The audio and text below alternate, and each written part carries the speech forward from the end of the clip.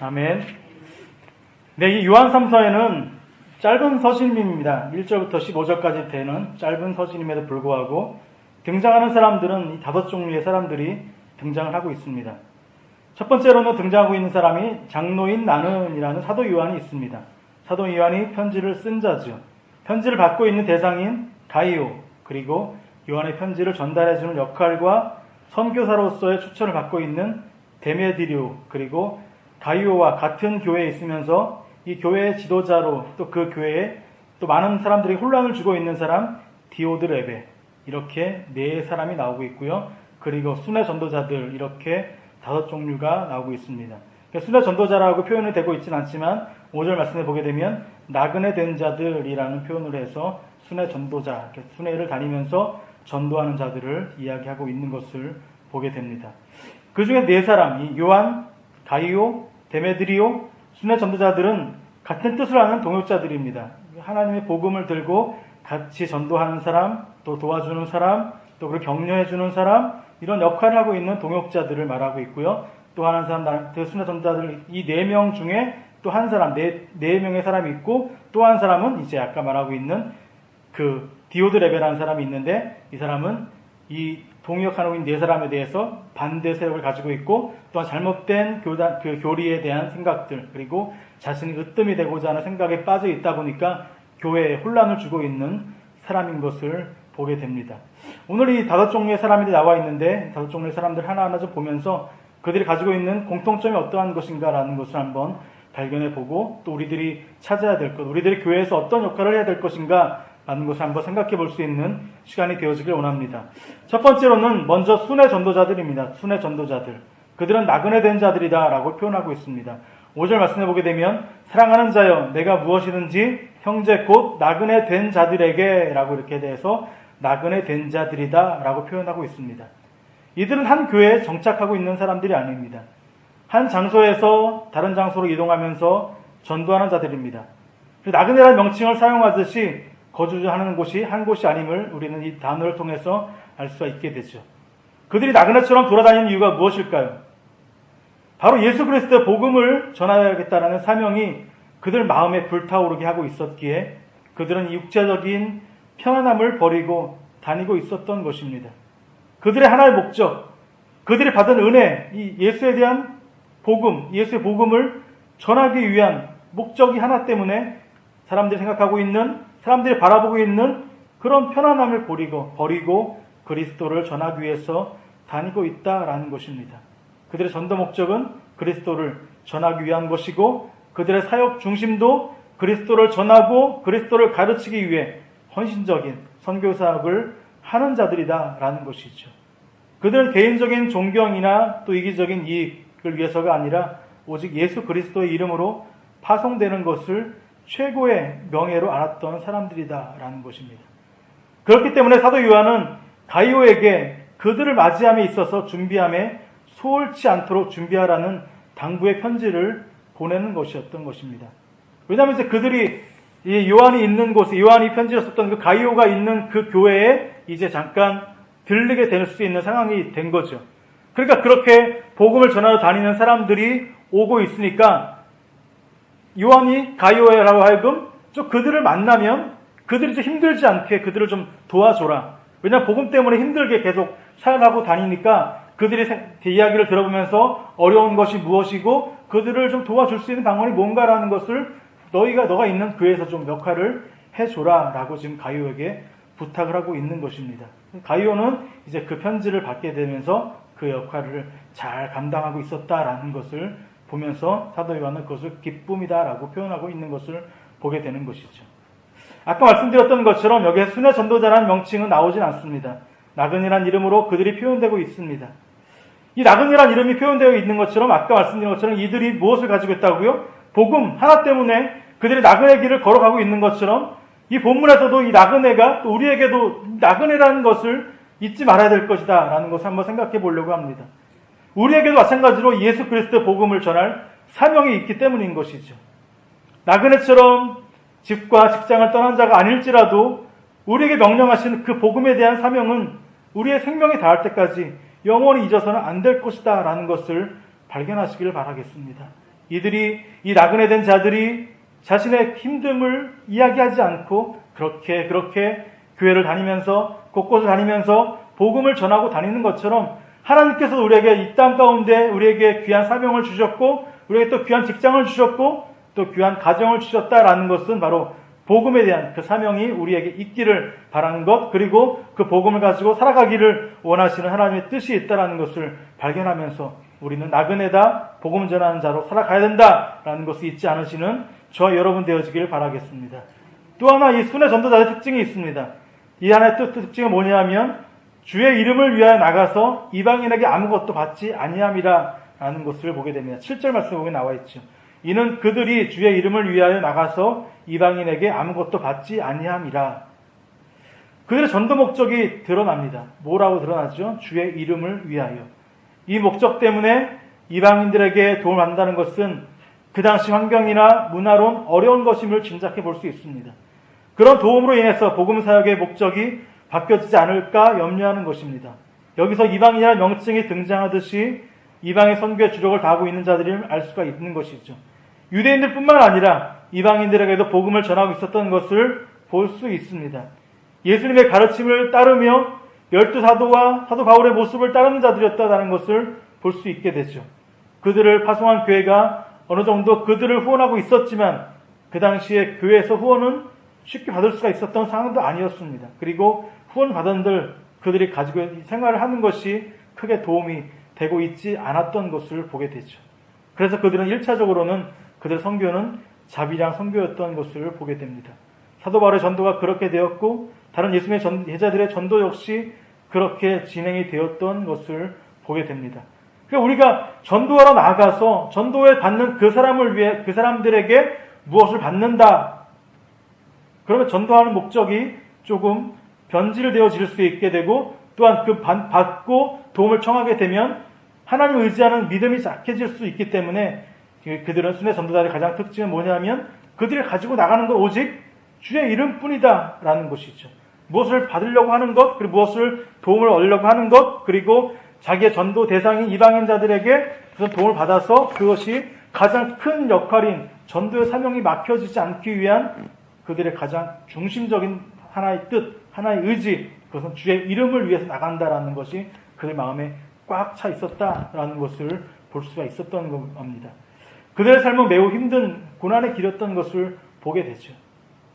이와 같이 연약한 경제 사정에서도 이 순회 전도자들은 이방 선교에 힘을 쏟고 있었던 것입니다. 아까 그래서 말씀드렸던 것처럼 그렇게 그들을 만나게 되고 그들을 위해 도움을 줄 수 있는 것은 사도 요한에게는 매우 뜻깊고 의미 있는 일임을 알았기에 그 일을 가이오에게 부탁을 하고 있었던 것입니다. 이런 부탁을 받은 가이오는 잘 행하고 있었음을 오늘 본문을 통해서 보면 잘 이야기가 되고 있습니다. 이런 순회 전도자들을 위해서 교회가 무슨 일을 해야 할까요? 이것이 이제 두 번째 나오는 가이오의 역할인데요.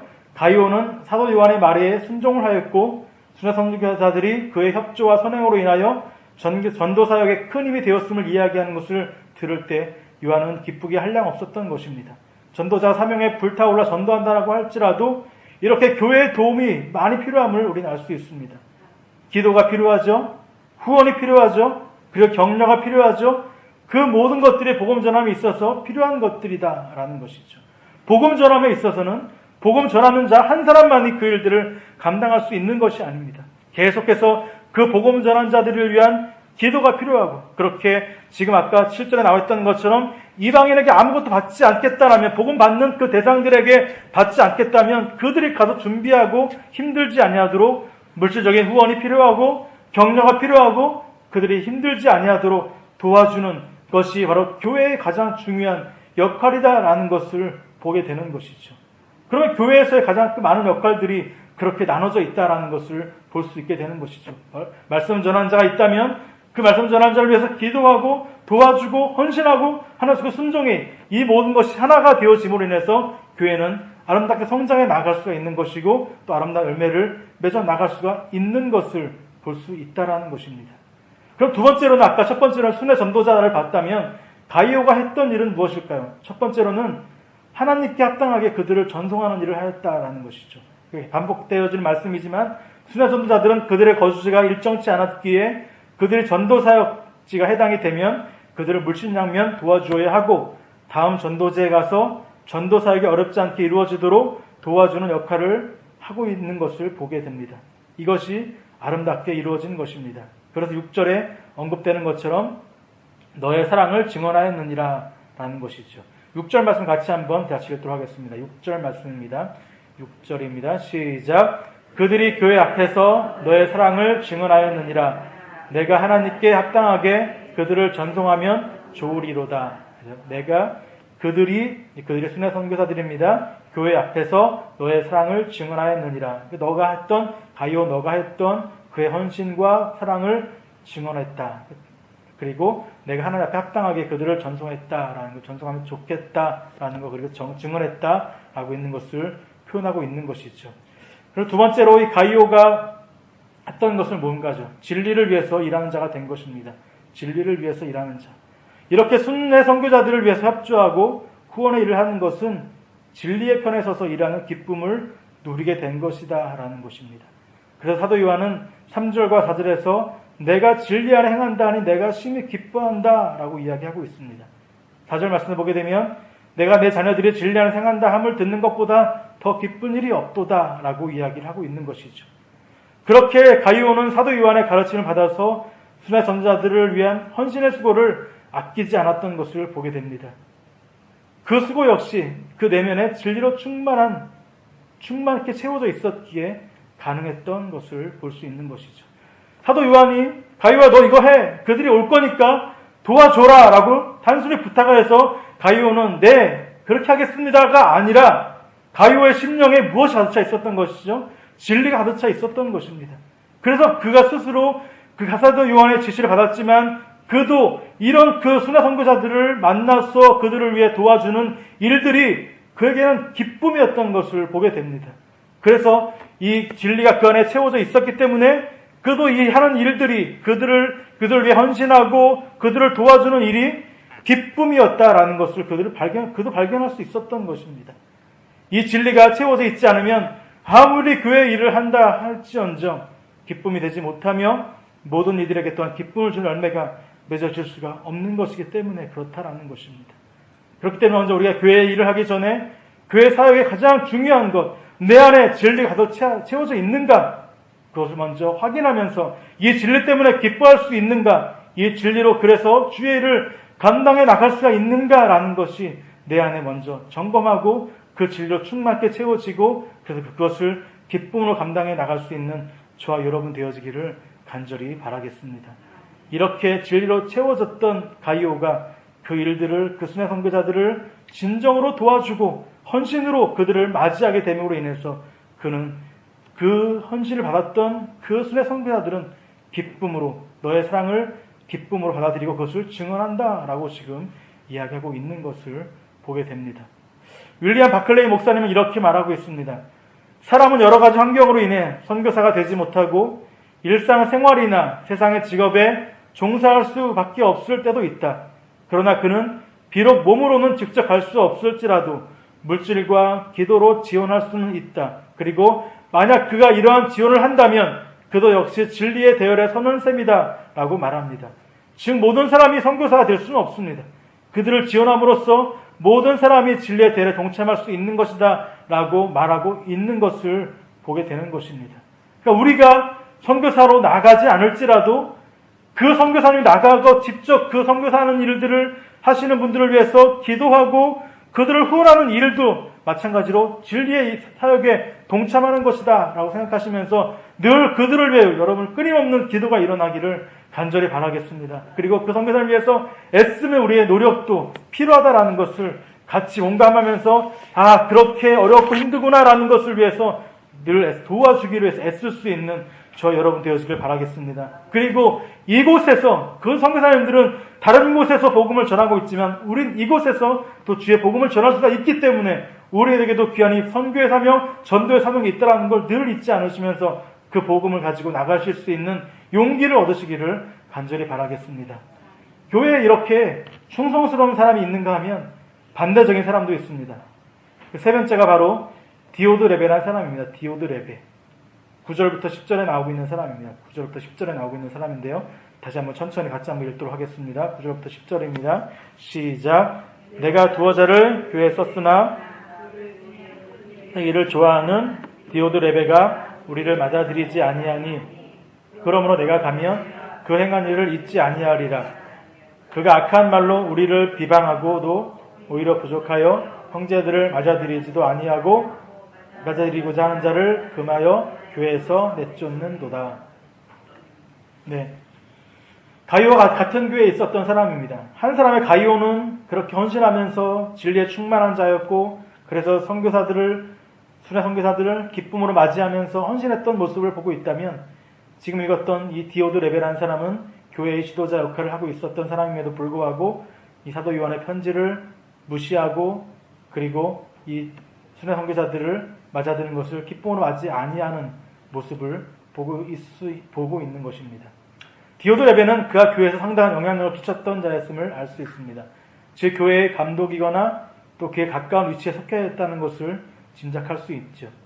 그는 현재의 위치보다 자신의 위치가 더 높아지기를 원했던 것을 봅니다. 그리고 자신이 완전한 주도권을 잡기 위해서 사도들을 비방하고 그리고 사도들과 연관된 교회와의 단절을 시도했던 것을 알 수가 있게 됩니다. 그 성경에서는 9절에 보게 되면 그들 중에 으뜸되기를 좋아하는 디오드레베에서 그들 중에 으뜸이 되기를 좋아한다 라고 이야기하고 있는 것입니다. 그래서 이 디오드레베를 꾸몄던 말이 앞에 보면은 으뜸되기를 좋아한다 라고 이렇게 꾸며주고 있는 것을 보게 되죠. 이 으뜸이라는 뜻하는 단어는 첫째가 되기를 사모하는 이라는 뜻을 가지고 있습니다. 즉 자신을 높이는 일에만 초점을 맞추고 있었다라는 것이죠. 순회 선교사들을 도와주고 그 일들은 자기를 드러나는 일은 아니죠. 왜냐하면 낮아지는 일이잖아요. 헌신하는 일이고 도와주는 일이었기 때문에 자신이 높아져야 되는데 자신이 낮아져야 되는 일을 그는 하고 싶지 않았던 것을 보게 됩니다. 또 그 배경에는 이 영지주의에 빠져서 그들의 가르침을 쫓은 나머지 영지주의를 배격하는 전도자들을 또한 무시하고 있었다라는 것을 또 이 면에서 볼 수 있게 되죠. 가이오처럼 진리에 충만한 자가 아니었습니다. 다른 교리에 빠져 있는 자였기 때문에 세상에 대한 생각으로 가득 차 있었습니다. 그래서 어떤 것들도 그에게 중요하게 여겨지지 않았던 것이죠. 그렇게 요한의 부탁이나 순회 선교자들의 이야기가 그 마음에 채워질 수가 없었던 것입니다. 그는 으뜸이 되고 싶었습니다. 그는 낮아지고 싶지 않았고 그들은 헌신하고 싶지 않았고 순종하고 싶지 않았습니다. 으뜸이 되고 싶었고 자신을 드러내길 원했던 것을 보게 됩니다. 사람들은 누구나 으뜸이 되길 원합니다. 요즘에 TV에 나오는 것들이나 뉴스에 보는 것들이 그런 것들이 계속해서 두드려지고 있게 되죠. 예전에 얼마 전에 항공기에서 일어났던 승무원 폭행 사건 그런 것도 보게 되면 자신을 더 드러내기 위한 문제가 되는 것을 보게 됩니다. 경영학에서 말하는 컨터 연구에서는 그런 증상을 보이는 것은 질병과 같다라고 이야기합니다. 자신을 드러내길 원하는 것 또는 권력을 받은 자들이 권력을 가지고 지금 흔들게 되는 것 그런 것을 질병이다라고 이야기하게 되죠. 이것에 한번 맛을 들이게 되면 타인에 대한 생각보다 자신이 더 드러나게 되기를 원하고 이 권력의 그 깊은 맛에 빠져서 흔들리게 됨으로 해서 세상에 될 것보다 자신의 생각들이 가득 차 있게 되면 마치 질병과 같이 마약과 같은 증상을 갖게 된다라고 이 경영학에서는 이것을 이야기하고 있는 것을 보게 됩니다. 이게 디오드레베가 그런 곳에 빠져 있었던 것이죠. 자신을 드러내기를 원하고 교회의 으뜸이 되어지기를 원하는 그 마음이 가득 차 있다 보니까 낮아지기를 원하지 않은 그 생각들 그리고 순회 선교사들을 도와주는 일이 그에게는 그렇게 반가웠던 일이 아니었던 것을 보게 됩니다. 그리고 그들이 오게 되는 것들을 이제 교리적으로 문제가 있다. 진리를 따르는 자들이 아니라 자신과의 문제적인 교리가 다르다라는 부분을 생각해 보면서 그들을 비방하면서 맞아들이지 않았다라는 것을 볼 수 있었던 것이죠. 하나님의 전도자들을 대접하기를 즐겨하는 가이오와 그것을 거부하며 자신만 생각하는 디오드레베 이 두 사람을 바라보면서 과연 우리는 어떠한 사람이 되어야 될 것인가 라는 것을 생각해 보기를 원합니다. 진리 안에 충만해져 있는 가이오와 같은 사람으로 인해서 기쁨으로 교회 일을 감당하는 사람이 되어져야 되는가 아니면 이 복음을 무시하고 자신만을 드러내길 원하는 디오드레베와 같은 사람이 되어야 될 것인가 뻔한 것이 결과적이지만 이 가이오와 디오드 레벨을 바라보면서 우리는 두 가지의 권면과 두 가지의 적용할 점을 찾게 되는 것을 보게 됩니다. 첫 번째로는 선한 것을 생각하면서 본받으라 하는 것입니다. 11절 말씀입니다. 11절 말씀 같이 읽도록 하겠습니다. 11절입니다. 시작. 사랑하는 자여 악한 것을 본받지 말고 선한 것을 본받으라. 선을 행하는 자는 하나님께 속하고 악을 행하는 자는 하나님을 배웁지 못하였느니라. 네, 선한 것을 생각하고 악한 것을 본받지 말라라는 것입니다. 가이오가 디오드 레벨에게 계속적인 영향을 받게 되어 그동안에 갈망해왔던 사역들이 무너질까봐 걱정하면서 당부했던 말씀인 것입니다. 디오드 레벨은 하나님 말씀 앞에 순종하는 것보다 우선이 자신의 위치가 우선이었던 것입니다. 그래서 순호 선교사들과 관계를 끊으려고 했던 것이죠. 그리고 악한 말로 비방했다라는 것을 보게 되면서 그들은 이 사도 요한의 뜻을 무시하고 사도 요한의 말이 이치도 안 맞는 말이다라고 하면서 그렇게 안 좋은 쪽으로 계속 사람들을 선동했던 모습이 그 안에 있게 되는 것을 보게 됩니다. 이 디오드 레벨의 눈은 세상에 가득 차 있었던 눈, 죄에 속했던 눈, 그리고 자신만을 바라보는 그 눈이었기 때문에 교회에서의 분열을 일으키는 죄된 행동을 계속해서 하게 됨으로 인해서 하나님의 일을 그르치게 만드는 악한 자의 모습으로 등장하게 되었다라는 것을 보게 되는 것이죠. 그래서 사도 요한은 이 디오드 레벨을 언급하게 되면서 그를 본받지 말라. 악한 것을 본받지 말라. 교회에서 그렇게 악한 자의 행하는 것을 본받지 말라라는 부분을 가이오에게 다시 한번 거듭거듭 당부하고 있는 모습을 볼 수 있는 것입니다. 또 하나 그런 모습이 우리가 예전에 봤던 신종플루, 얼마 전에 몇 년 전에 유행했던 그 신종플루가 얼마나 막 그렇게 전염이 되었던 것을 보게 되죠. 이 사람이 전염이 되어지면 순간에 조금씩 퍼져나가게 되면서 학교든 직장이든 그렇게 가득 메꿔져 나가게 되는 것처럼 이런 죄악이라는 것은 순간에 그렇게 사람들에게 선한 영향력을 끼치기보다는 악한 것은 우리들의 마음에, 우리들의 삶에 그렇게 침투해짐으로 인해서 우리들을 삶을 무너지게 만들고 생각을 무너지게 만드는 것을 보게 되는 것을 사도 요한은 염려하면서 가이오에게 그런 것을 본받지 말라라고 지금 이야기하고 있는 것입니다. 두 번째로는 그러면 적용할 때 두 번째는 뭐냐 하면 그러면 이런 본받지 말게 되고 삶에 영향력을 주는 자가 되어라라는 것입니다. 삶에 영향력을 주는 자가 되어라. 12절 말씀 보게 되면 데메디료라는 사람이 나옵니다. 데메디료. 이 데메디료는 12절 말씀 무슨 사람에게도 진리에게도 그리고 우리도라고 하면서 세 부류의 사람이 그를 칭찬하는 모습을 보게 되는 것을 봅니다. 그의 선한 행동, 그리고 그가 복음에 가득 차 있었던 자, 그리고 그것을 안 이 사도 요한은 그래서 사람들에게 진리에게도 그리고 내가 볼 때 이렇게 칭찬받는 사람, 이렇게 영향력을 끼치는 사람, 이런 사람으로 되어라 라고 지금 이야기하고 있는 것을 볼 수 있는 것입니다. 사람들이 볼 때도 하나님 보실 때도 합당하게 행하는 자, 당연히 주의 일을 하기에 합당한 자였다는 것을 볼 수 있게 되는 것이죠. 집사의 조건, 어제 목사님께 말씀했던 것처럼 사도행전 6장 3절에 보게 되면 성령과 지혜가 충만하여 칭찬받는 사람 7을 택하라 라고 6장 3절에 나와 있고요. 6장 5절에 보게 되면 믿음과 성령이 충만한 사람으로 또 표현이 되고 있는 것을 보게 됩니다. 성령, 지혜, 믿음이 충만하고 칭찬받는 자, 즉 그리스도인의 삶의 본인 되는 자를 교회 일에 합당한 자로 말하고 있는 것을 보게 되는 것입니다. 그리고 데메디료는 그렇게 교회 일에 합당한 자로 모든 사람들에게 칭찬받는 자로 그리고 모든 사람들에게 영향력을 주는 자로 나아가고 있었다라는 것을 볼 수 있는 것이죠. 이렇게 칭찬받는 자는 그들 스스로의 행위들이 아닌 것입니다.